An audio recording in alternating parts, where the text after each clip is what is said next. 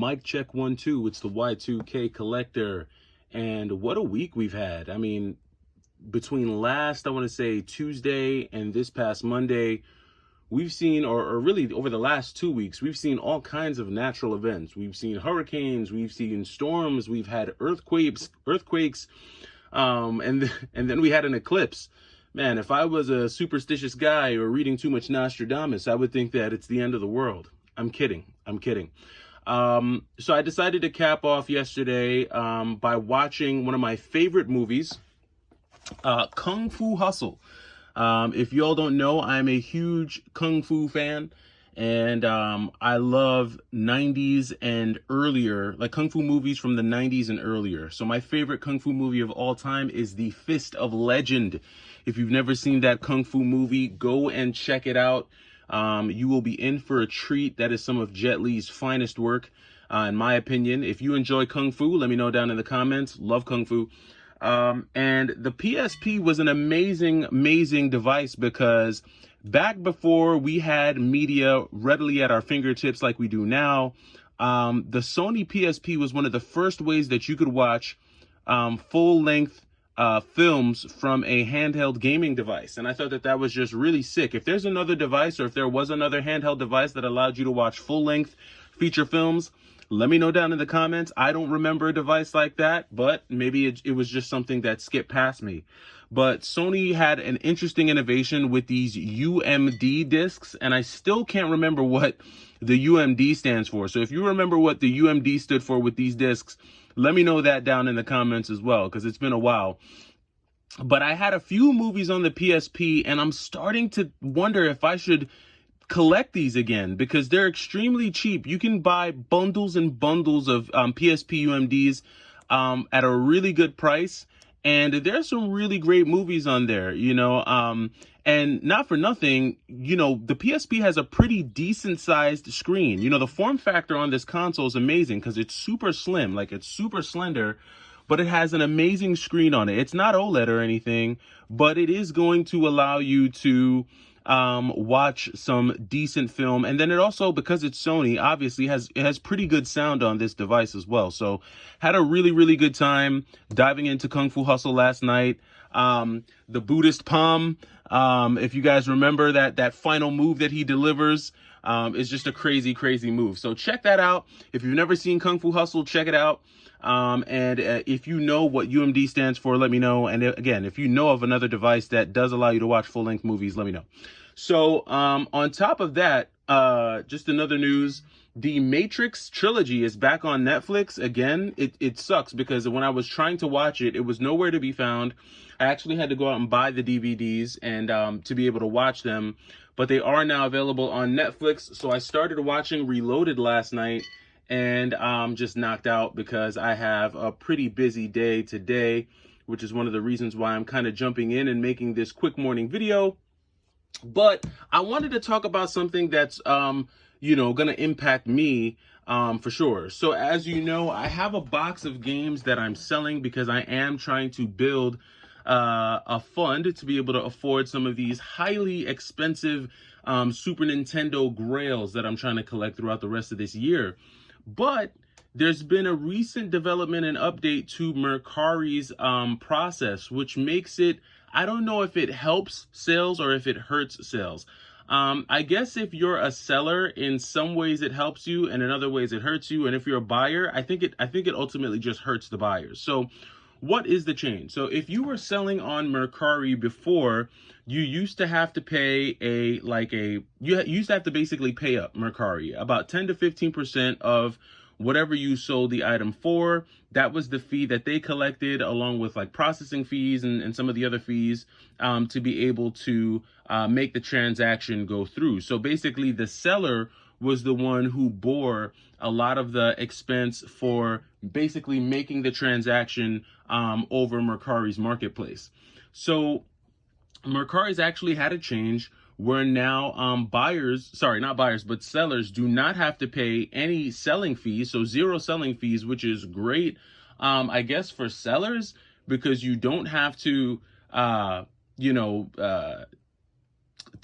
basically lose that money. So if you're, and this is probably more pertinent when you're selling higher end items. So, if you're selling a game for $300, or if you're selling a system for $300, that meant, 30 to, $45 coming straight out of your profits. Now that money stays in your pocket. So it's great, right? More profits for the sellers.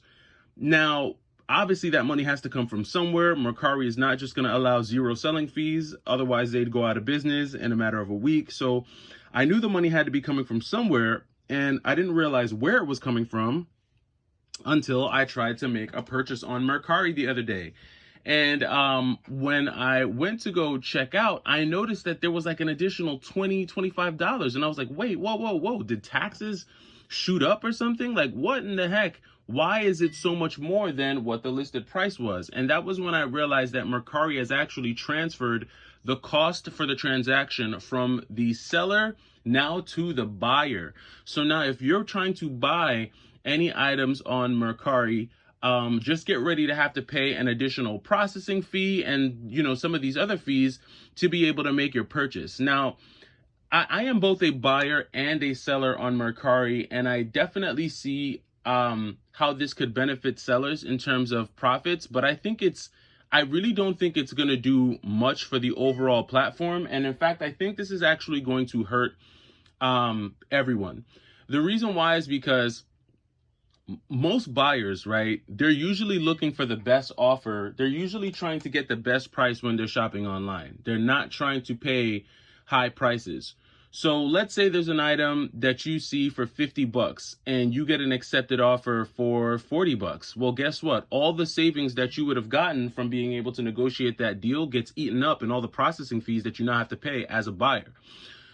Which means one of two things. Most buyers will probably either A, still not decide not to make the purchase, or B, they're probably going to start submitting offers that are even lower to account for the new processing fees that you have to pay as a buyer.